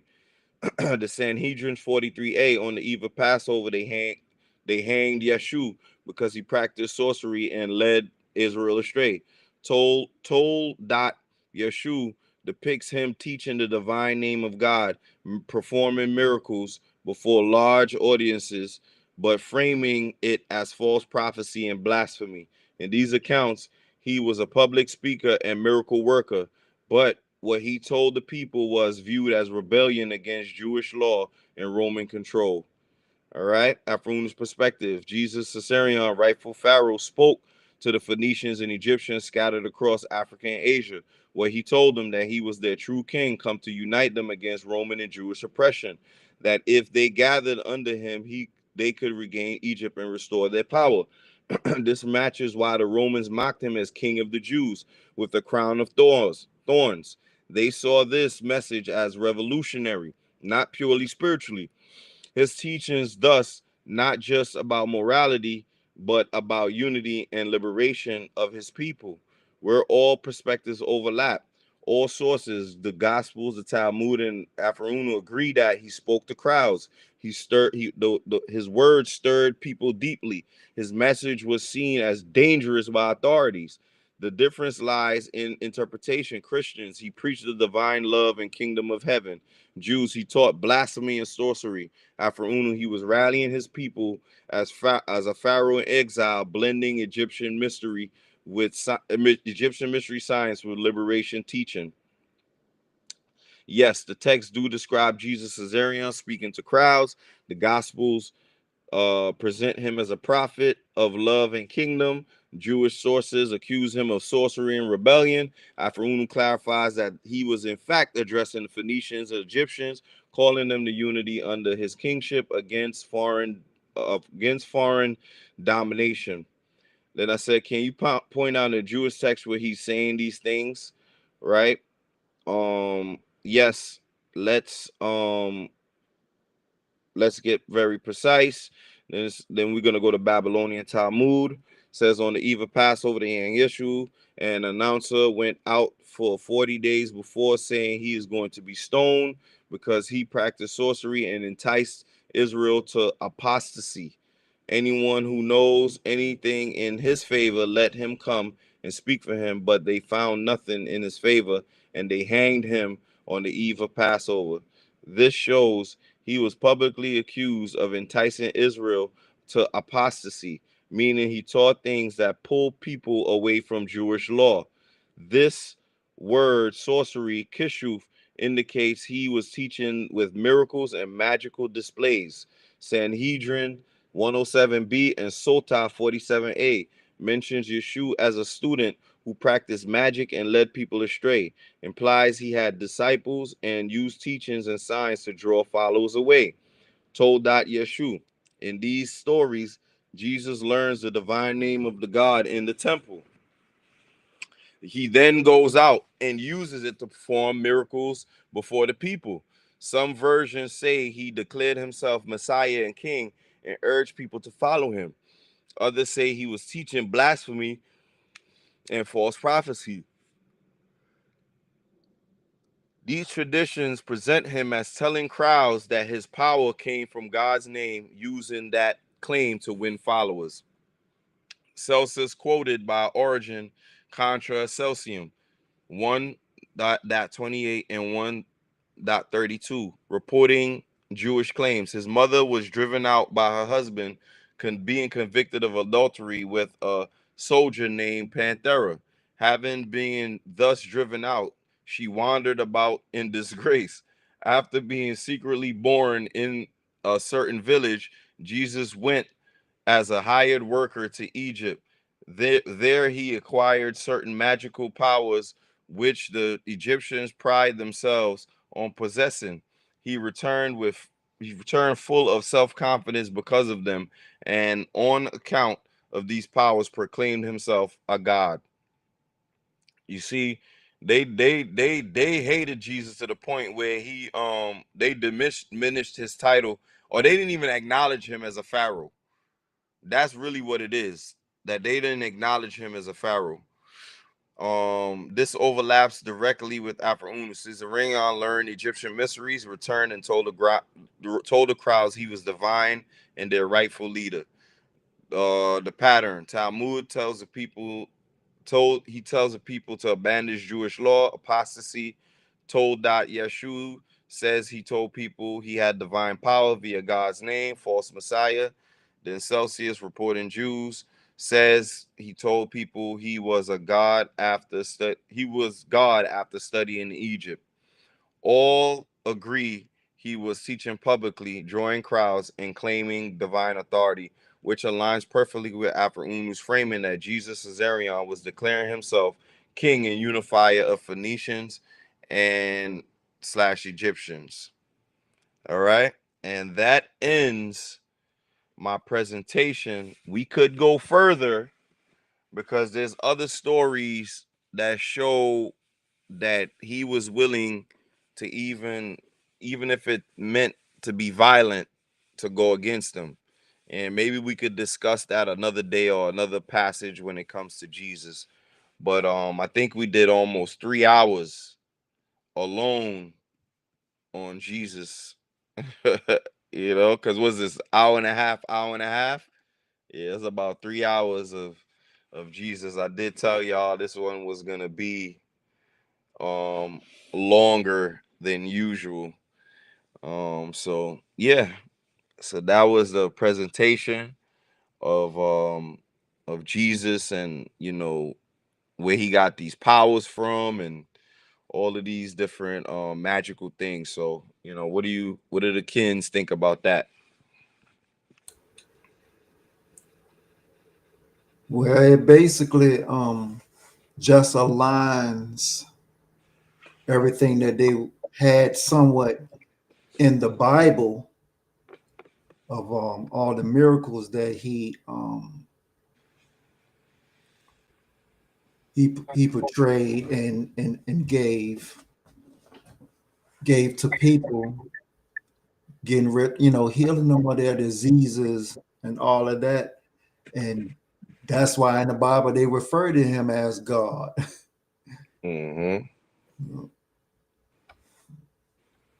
And he was also God because he was incarnated with these godly forces as well. That he got into the Egyptian temple where he died for 3 days and came back to life. So he was crucified in the sense that he symbolically died, and that old Jesus left and the new incarnation possessed him. Yep. All right. So Tar, I don't know if you got something up there. I know you might got the Nuwaubian Jesus on the complex. We got the body of York on there, you know, doing his thing. Unless he done fell asleep like I fell asleep a couple of times. I'm here. You can hear me? Oh no, now we can hear you. Well, now we can't hear you.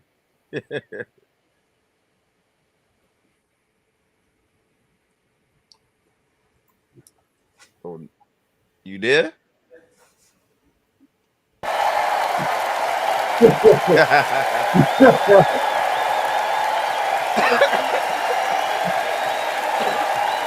man, hallelujah.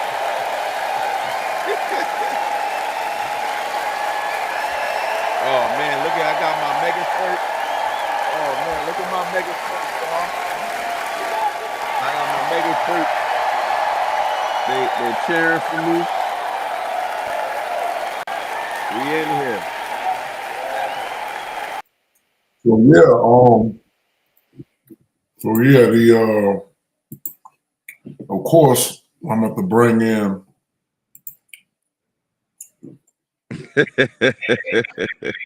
NOO-WAH-POOs. Oh man, I hope you put up that picture with the the Jesus on the Ankh. Yeah, that one was pure foolishness.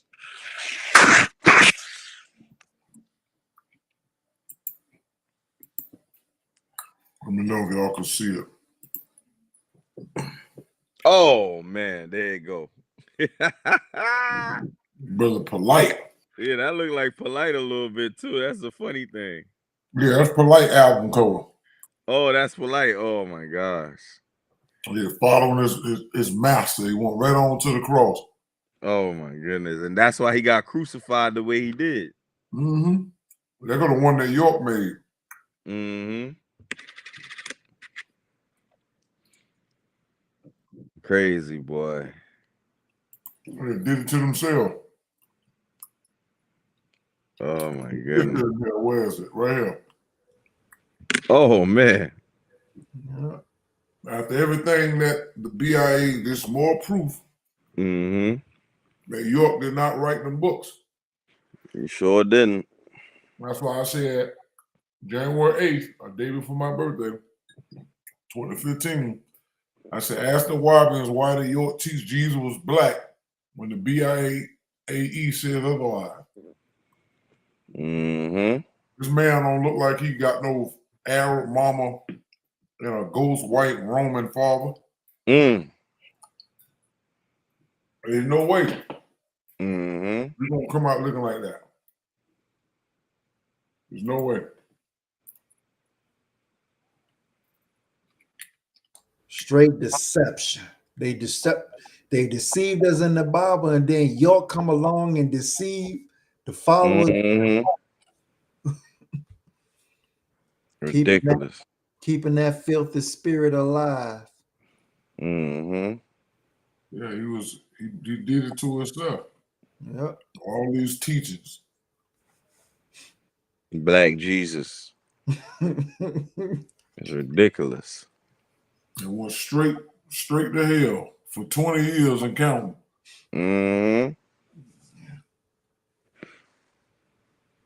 That's what happened.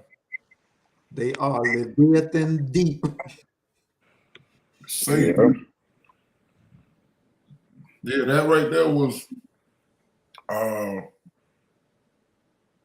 nail in the coffin for Dracula. Other end is opening up the the spell just didn't want up in the air now. Like you said, it was way.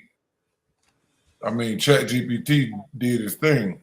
And it just shows you that Afro-Una was on it because Afro-Una had this notice to write about it.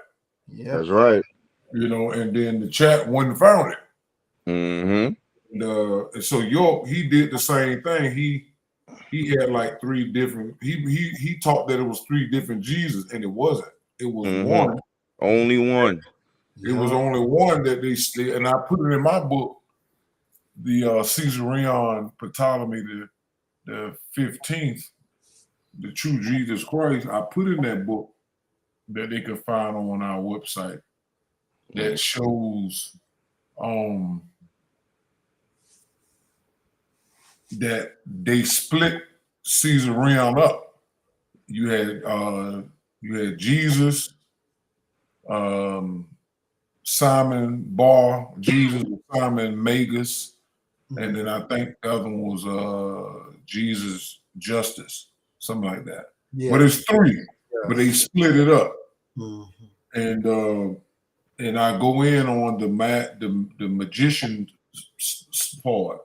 What you added was more solidified in the sense that it gives you what he was doing, but I do use stuff that he was doing and aligned it with the BIAE, then aligned it with the certain parts of the Bible. The Magus part, or the Simon Bar Jesus, that was when they recorded his mystical side, but they try to make it sound like this Jesus was trying to get followers out there, seeing how the disciples had power, he wanted some of that same power. I said, so what? And it so it was like the disciples told him to go kick rocks or something like that, and he went on about his business. But all that was the same man. It was the same one all this time. And what they showed you was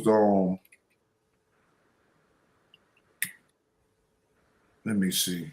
Matter of fact, let me pull that up. Let me pull that up since we on it.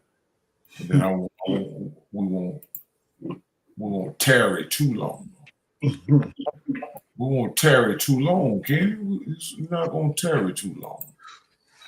Let me pull it up real quick. Window.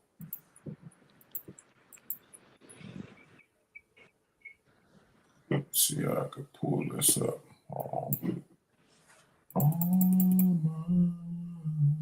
Baby. Let me see, can I pull this up? Let me try to do this again. Share my screen. Okay. Tell me if y'all can see it. Mm-hmm. Yes. All right. This is my book that I wrote February 23rd, 2023.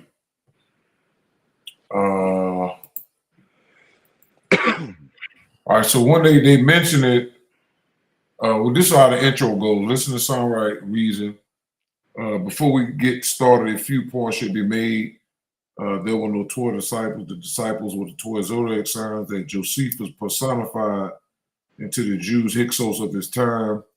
Also, Josephus added into the disciple story from what happened after Alexander the Greek invaded Egypt, Kemet in 333 BC to the time Caesarion Ptolemy the 15th was born. Let's read from the Bible in Acts 8:9 through 24 concerning Simon Magus.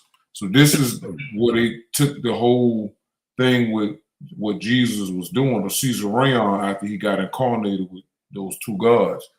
They recorded in the book of Acts, but there was a certain man called Simon, which before time in the same city used sorcery and bewitched the people of Samaria, giving out that he was some great one, to whom they all gave heed from the least to the greatest, saying, this man is the great power of God. See, this is everything you was reading, dude.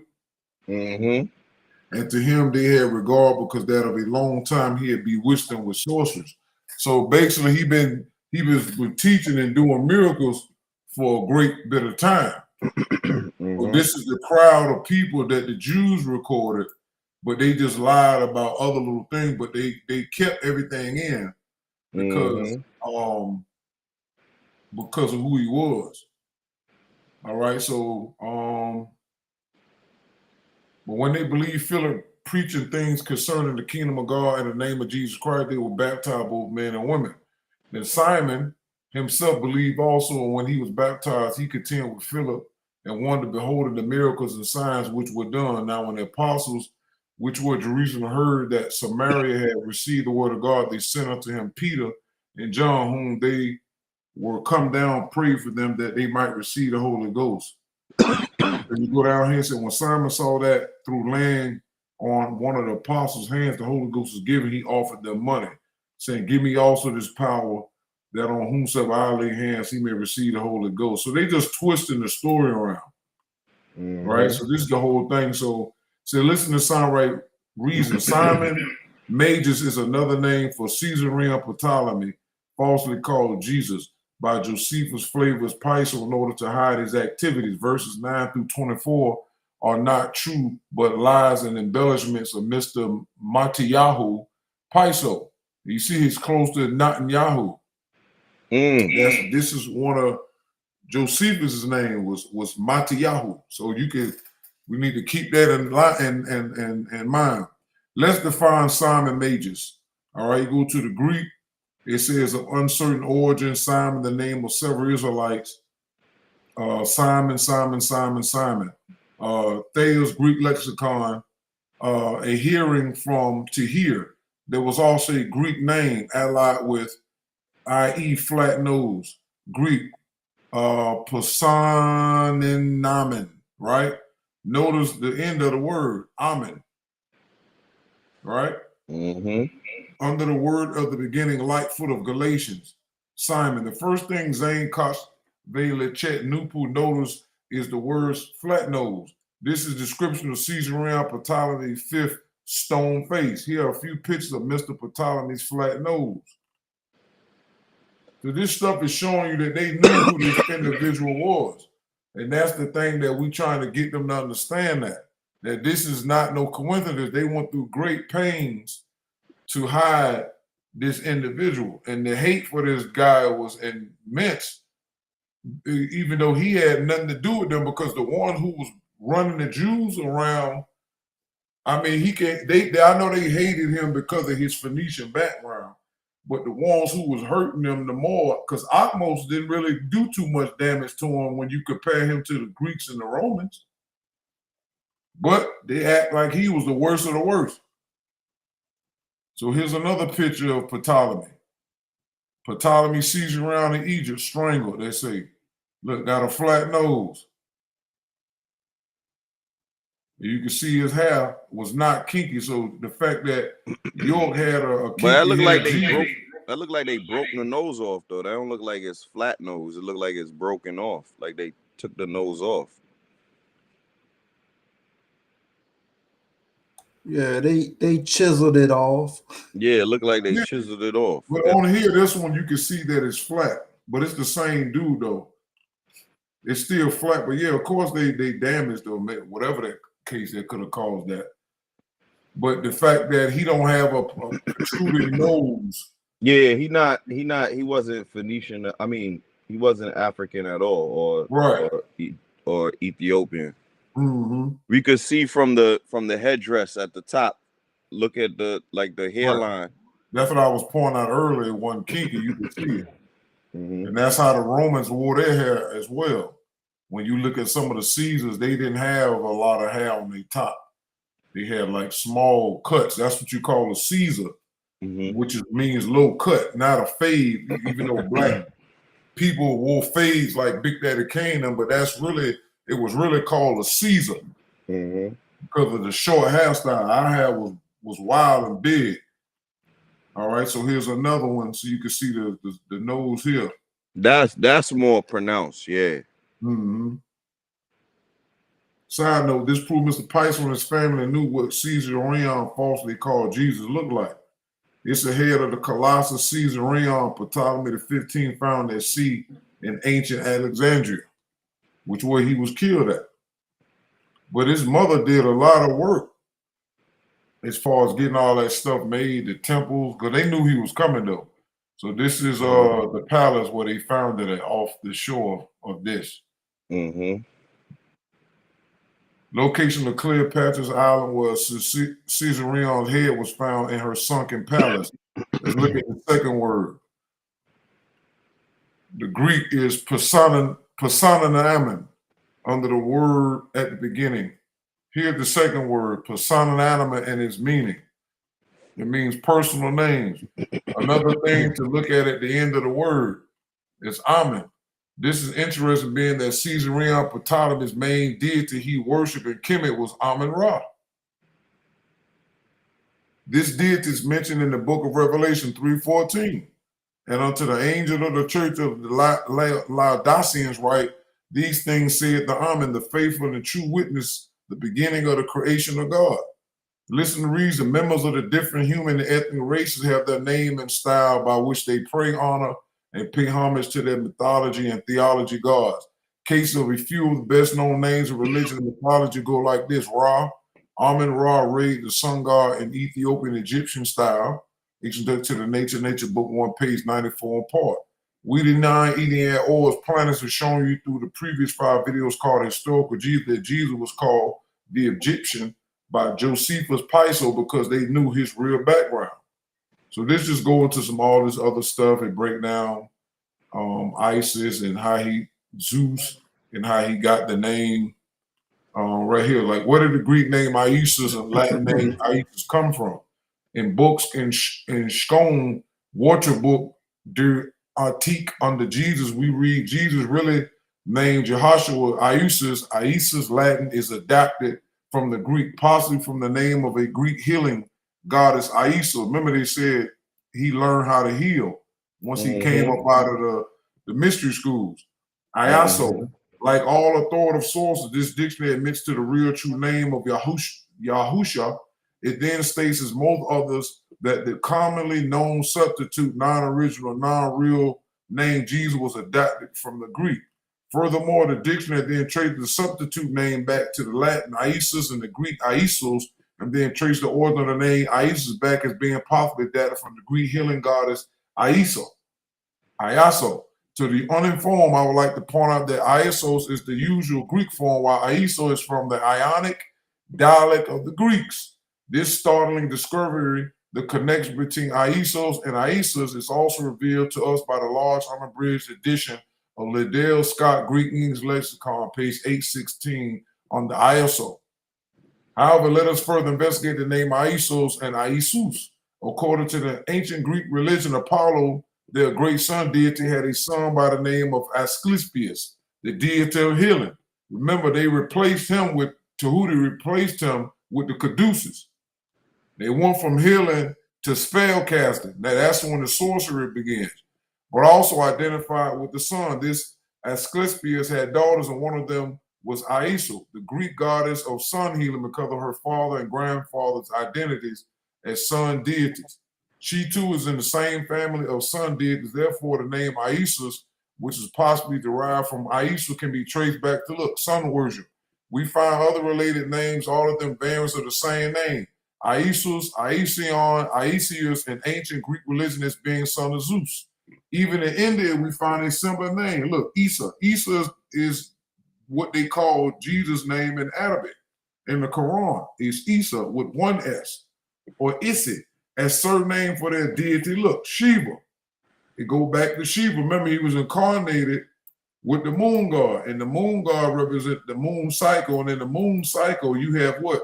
Saviors are born and take precedence during the moon cycle. When the sun cycle kicks in, then the saviorism diminishes and the liberators increase. All right. So quite a few scholars have remarked on this similarity between the names of the Indian Issa or Isi, the Egyptian Isis, and the Greek Aisos. In our research on the deity Isis we made two startling discoveries. The one was that the son of Isis was called Isu by some. However, the second discovery yielded even further light. The learned scholar of Egyptian religion, Hans Bonnet, reveals to us in his Relexicon de Egyptian Religions, page 326, that the name of Isis appears in the hieroglyph inscriptions. And look, Isu or S. This is where they got the Esau from. This is what Afro was talking about, Esau. No wonder it has been remarked between Isis and Jesus' names, confusion could arise. This Isis also had a child which was called Isu by some, and this Isu and Isu sounded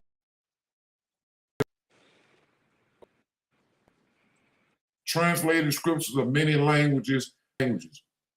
So I just wanted to some other stuff. It just say the same thing that you was talking about earlier. So I just wanted to add that little piece in about that Simon Bar Jesus or Magos is the same individual. And they just Caesarion in the New Testament because, like you said, they wanted to diminish his importance and his powers. And the Hyksos Jews was jealous, and they had a plan to get him murdered for a bigger plot.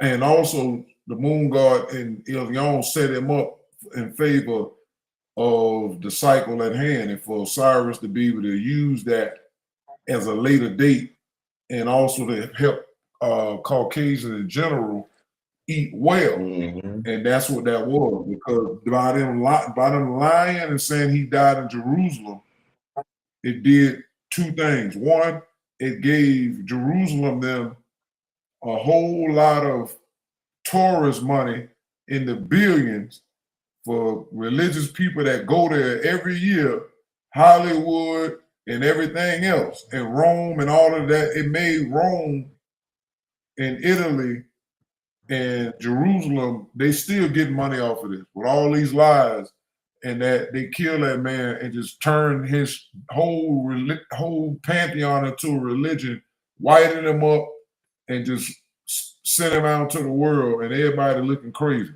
Mm-hmm. So, but yeah, man, everything you did was awesome sauce. We had 2 hours now, so we got to get this out of here. So yeah, so I can't wait to see what the next one is. I can't wait to see how we end the next one is, what is a spirit and how does incarnation take place? Yeah, that's gonna be a good one too. Man. Yes, indeed. And so the one for Nuwaupu was the very last one. The one is, what is Nuwaupu? And I touched a little bit on that. So yeah. Right. So yeah. That's gonna bring it back full circle. Yep.